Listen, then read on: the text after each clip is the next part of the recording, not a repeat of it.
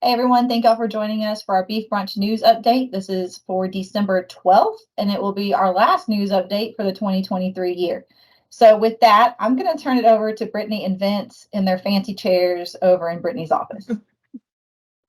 Thanks, Ashley. Appreciate it.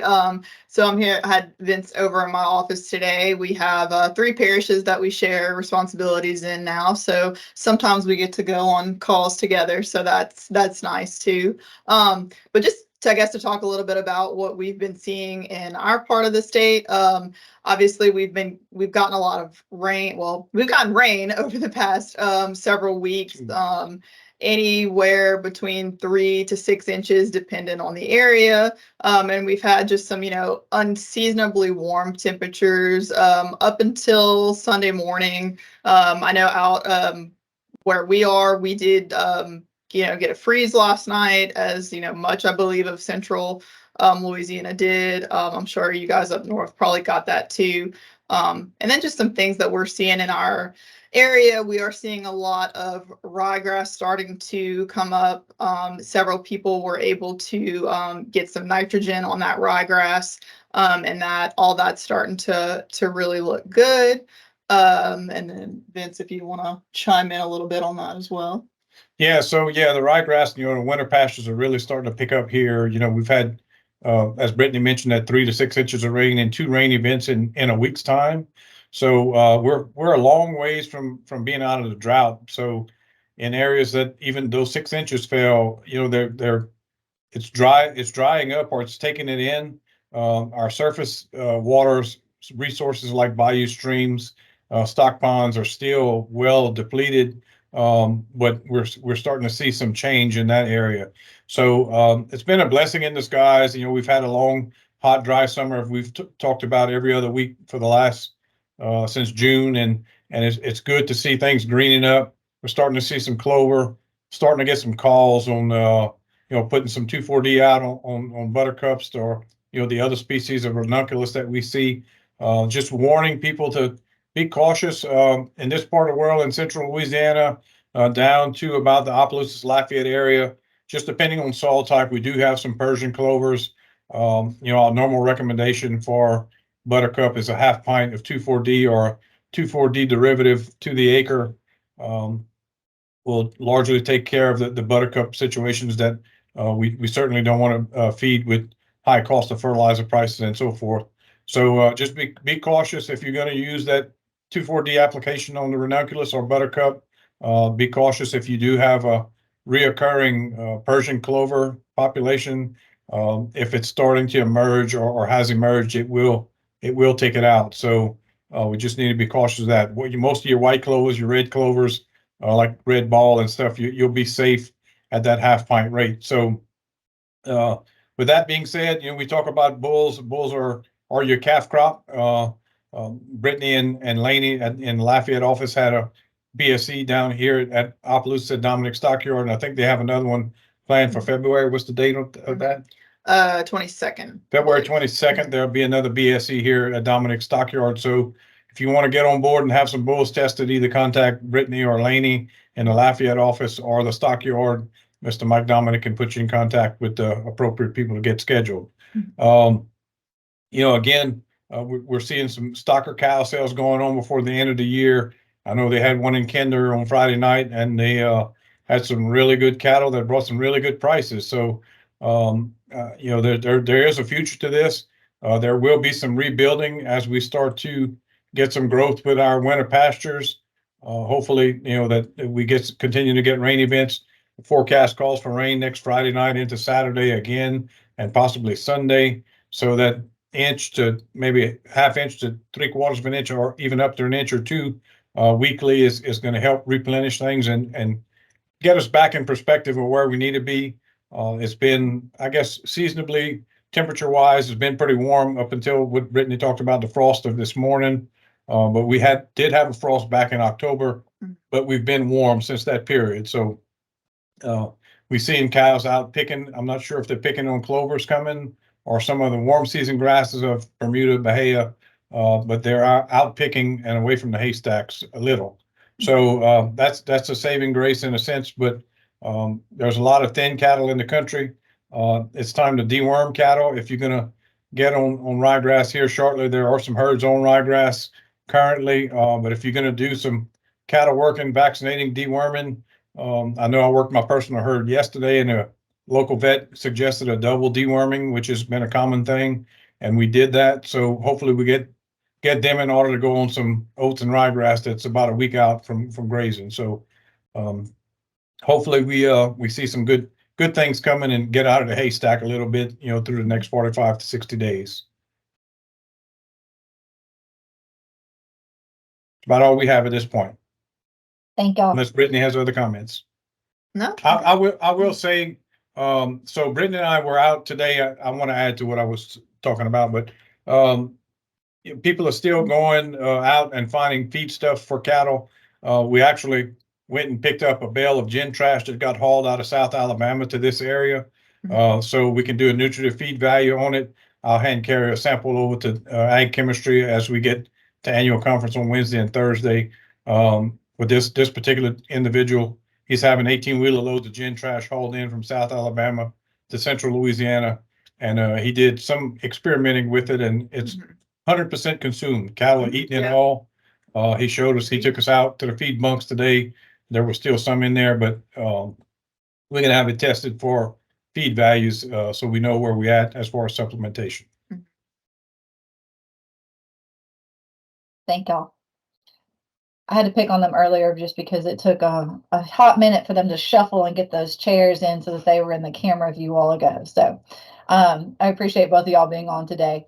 I'm going to go ahead really quick, and since Vince mentioned the breeding soundness exams, there is one scheduled for January 3rd.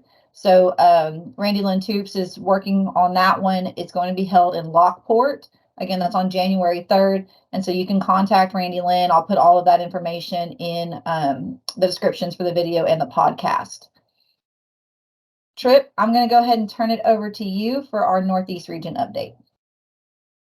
All right, I do got a quick little update for y'all about going on to the Northeast region. We are still terribly dry, but some timely rains past couple weeks has created some optimism amongst producers. Rainfall totals across the region for the past 28 days total between about 1.5 inches and almost up to almost 5 inches. Rainfall totals were very erratic. It just depended where in the region you were. Most of the totals, the higher rainfall totals kind of hung around that I-20 corridor. The further south in the Northeast region you went, the drier it got.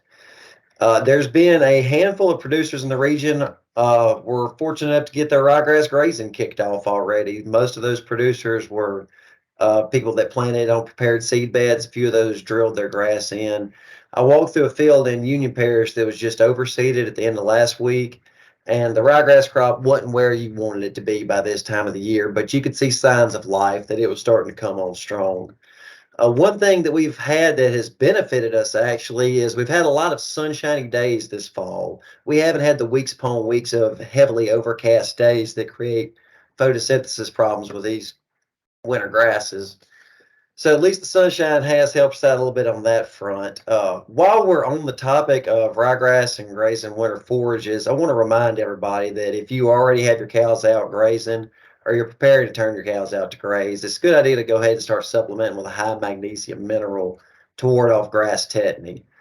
Grass tetany is caused by low magnesium levels in the cow's blood, which is caused by the low magnesium levels available to them in our wintertime forages. Now, I know grass tetany is most commonly thought of as a springtime issue that we have to worry about, but if you have mature cows that are lactating, it's definitely something that can pop its head up this time of year for us. One last thing I wanted to make a note of, and Lee, I'm sure will talk about it more with his update, since this is the last time we'll get to talk to y'all for the year. We have been on a roller coaster ride in the cow market since the day after Thanksgiving. So as Santa gets ready to make his trip to Louisiana, I hope he brings us a little bit of stability to work off of. Lee, I'm going to kick it over to you, sir. Thank you, Tripp. What a great report, Brittany and Vince as well. I said I wasn't going to brag on Vince any, but here I am bragging. You know, it looks like they're in a television studio with their furniture and setup there, and Tripp sounds like he's a professional radio man. So, goodness, I'm just kind of lowering the bar a little bit, save the worst for towards the end a little bit. Much of what Tripp said is true. Over in Northeast Louisiana is true for northwestern corner of the state. Rainfall's been sporadic. It hadn't been quite enough to really dig us out of the hole that we're in. And it's been cold, folks. It's been cold in northern Louisiana, northwest Louisiana. We had a couple of warm days. Saturday was a pretty warm day. It says something that on Saturday I was in a pond, fixing fence in a pond in December in Louisiana. And that's saying something about the state that we're in. And I was doing it in shirt sleeves. How about that? It was up in the low in the high 70s, maybe low 80s. I think we set a record high temp on Saturday out of Shreveport, but I could be wrong on that. A roller coaster ride doesn't even begin to sum up what we've experienced in the cattle markets in the last 3 weeks, maybe a month. The futures markets as a whole are a train wreck, folks. They're up today, but the last time we visited, I made mention that they were down hard the week before. That trend has mostly continued since the last time we all visited. And I'm not an economist, folks. I'm not a market analyst. If I was, I'd be working somewhere making more money than what I do. But generally, it's hard to put your finger on what exactly is going on because fundamentals of the markets haven't changed a lot, folks. We hadn't magically discovered another 400,000 or 500,000 head of yearlings out there, or some feedlot that just packed to capacity with heavy cattle that are ready to be harvested. None of that's happening, folks. There's a lot of debates about the role of technical trading and how that relates to our futures markets.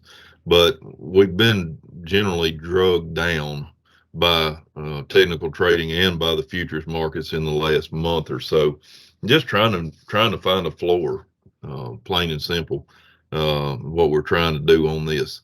The good side of it is, if there is a positive side, the futures crash hasn't done just a ton to our cash prices locally in Louisiana. Yeah, you're going to see some offhanded quotes and whatnot, and you'll hear some sales being called 2 to 5 lower, $2 to $5 a hundred lower. But generally in Louisiana, we've been able to maintain these cash prices. You got to be careful, folks, when you look at these market reports. In the age of social media, you'll see market reports from all across the country, and they get shared amongst popular groups, and there'll be these record-breaking prices that you'll see. And of course, we know that we don't realize prices like that or even close to that in Louisiana. And I think we've talked about it before, but that's mainly a product of two things. One is distance. Whenever you're selling cattle within 100 miles of their ultimate destination, either on feed or on wheat pasture, you can give a little bit more money. We get some trucking discounts built into our prices in Louisiana. But perhaps the bigger thing that affects our prices, the differences in our prices from some of our neighbors to the north and to the west, is going to be quality of cattle, plain and simple, folks. Louisiana as a whole, the Southeast in general, has a bad name when it comes to cattle quality. And you can sit in some sale barns and you'll see why, folks. You'll see some cattle that really won't have a discussion with the breeder about what kind of genetics they're using. But I'm going off on a tangent. All that to say that, generally speaking, our cash prices in Louisiana have held pretty firm. Some of these big livestock auctions that have seen such precipitous drops over the last 2-3 weeks have had a lot farther to fall, frankly, than what we have. And jumping right into our market report, I went on that diatribe for a reason, because I think you're going to be surprised in the numbers. As I always provide a disclaimer on this, these are self-reported numbers, folks. I wish to goodness we had official market reports for the state of Louisiana. It would make all of our jobs much easier, than trying to read some tea leaves here. One thing these market reports don't generally do, some do, a couple do, but they don't differentiate between quality of cattle, folks. They lump them all together. They lump the half Corrientes in with the sure enough good Black Angus steers, and so there's very little of that differentiation. So you have to take it at face value, and knowing that there may be some differences in quality built into the market report. The other asterisk that I'm going to provide on this week's market report is I collected the data just a little differently than I have in the past. In past times, I've always gone to the week before this news update is released. And frankly, it's been an issue several times this fall. There haven't been enough data points to get a true comparison of the markets. So I conferred with Ashley before we started, and she gave me her blessing on it. So I'm going to blame it on her. If you got a problem, she's the comment department on complaints there. I dropped back and captured every sales results from the past 2 weeks. So since the last time we recorded this news update, and I compiled those I used the same formulas that I've always used, which in my opinion are the fairest. If you have any questions on how I reached the data I reached, give me a call or reach out to me. I'd be more than happy to share it with you. Once again, I'm not an economist and I'm not a statistician either. But with that being said, I'll jump straight into it. Since the last time we had our our news update, 5 to 6 weight steers averaged between $1.59 per pound and $2.47 per pound. Their heifer mates, 5 to 6 weight heifers, $1.53 to $2.19 per pound. Cull cows, 74 cents a pound to $1.01. Cull bulls, 83 to $1.20. Bred cows, the average of the high prices, not counting what Vince was telling me about some special cow sales there, $1,930 per head. And on the pair side of things, they average between $831 and $1,750. Folks, on these replacement cows, if you go back and watch one of our videos from July, August, when Vince and I were talking so much about the price of these replacement cows, they sure look cheap now, don't they, Vince? Those back in the summer do, compared to what these are today. These replacement cows have steadily creeped up in value since the summertime. As far as changes as expressed by percentages since the last time we had a report, the 5 to 6 weight steers were 3.5% higher. 5 to 6 weight heifers, 4.2% higher. Cull cows, 2.94% higher. And cull bulls, 2% higher. And I know what you're thinking. I went into this doom and gloom, went into this market report as doom and gloom about the futures prices and how they're affecting markets and blah, blah, blah. Well, really and truly, if you look at the data, folks, it's not on the high side of the averages that we saw the changes. It's on the low side. On the low side of the averages, we saw quite a bit of firming on those prices, folks. And what that tells me is some of these plainer cattle, which we know are going to be on the natural low side of the averages, are finding a footing in their pricing, folks. And so that bodes well as we go forward. You know, we're still going to see quite a bit of fluctuation between now and the first of the year. December's particularly from this point of December on, is a tough month to kind of gauge things on the cattle marketing side, because you have so many end of year shutdowns, and of course we know the sale barns are going to be shut down for a couple of weeks during the Christmas holidays and New Year's. There's a lot of anxious anticipation into what these markets are going to do after the first of the year. That being said, a couple of reminders. We've been talking about drought for 6 months, and I'm going to mention it once again. We continue to be in a state of drought across the state. I was visiting with a friend of mine that works for the FSA, And most parishes in the state qualified for LFP payments. And if you haven't done so already, I would highly recommend you contact your local USDA office and get signed up for your LFP payments. I don't know what the deadline is statewide.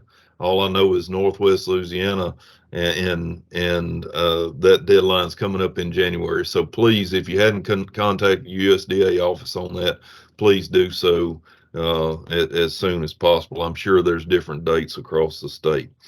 Final thing before I quit stammering and rambling on is this is the last news update that we're recording for this year. This year's seen some really good prices and some really bad weather, folks. But in general, the prices have been really good, and it's been a pretty good time in the cattle business if we can get past these drought conditions.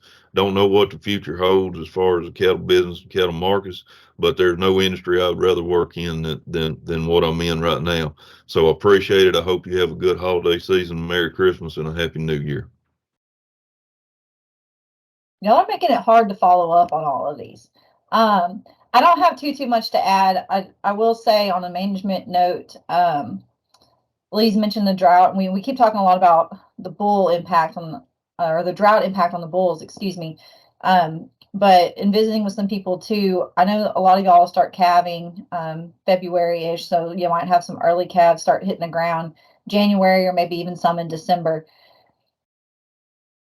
I'm not quoting and I'm not saying that, or don't quote me, and I'm not saying it's going to happen for sure, but don't be surprised if you have a lot of smaller calves due to the drought and due to the heat stress that has hit.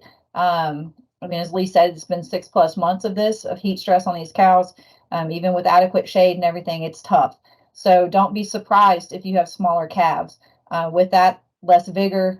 Make sure that they're getting up. Make sure, we say it every year when we start to hit spring calving, especially, but make sure they're not getting bogged down in the hay rings.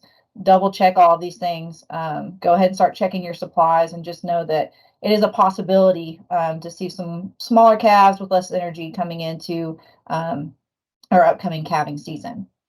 As far as events go, just to go ahead and start putting some of these on your radar, I mentioned earlier the breeding soundness exam exam day that Randi Lyn has. Again, it's in Lockport on January 3rd. You do have to have appointments for that. So again, I'll put her contact information in the video and podcast descriptions. On January 10th, yes, Wednesday, January 10th, Dr. Delaberto is hosting an agricultural outlook forum at the State Evacuation Shelter in Alexandria. Again, I'll put that information there. There is no fee, but they are asking that you do please register ahead of time for that. So it's going to have some market outlooks and a couple of industry producer panels and a keynote speaker that's going to come in with that. Then moving further forward, just to go ahead and put them on your calendars, Brittany and Vince mentioned the breeding soundness exam day that'll be there in Opelousas again at Dominique's. That is going to be February 22nd and maybe the 23rd. I don't know if it's 2 days or not. For sure the 22nd. Yeah, we'll if we need to go on the 23rd, we will, but we're gonna go ahead and go with the 22nd first, and then if that fills up, then we'll have the 23rd available as well, but priority on the 22nd. Perfect, thank you. Saturday, March 16th will be our spring Acadiana Beef and Forage Field Day at the Iberia Research Station in Jeanerette. Moving all the way into April, I don't know if our AI class is full or not at the Hill Farm, but again, we do have a wait list on that. So that's going to be April 10th through the 12th. Lee, do you want to comment on that at all? Yeah, if you're interested in learning AI, I would highly recommend you call up here to the Hill Farm Station and get your name on a list. We've got quite an extensive waiting list on that class, but that doesn't mean that everybody that indicated they were interested are going to sign up. So there may be a couple of spots available if you're interested. Thank you. And then the other event that I'll go ahead and put on your calendars would be our Northwest Region Beef and Forage Field Day. That's going to be on Thursday, April 25th. And that one is at the Red River Station, right, Lee? Okay, so that'll be at the Red River Station. And we'll have more on that, of course, as we come into the new year. So with that, I think we're done for today and wrapping up for the year. As Lee said it earlier, we wish y'all all a Merry Christmas and a wonderful New Year, and we will see y'all again in January.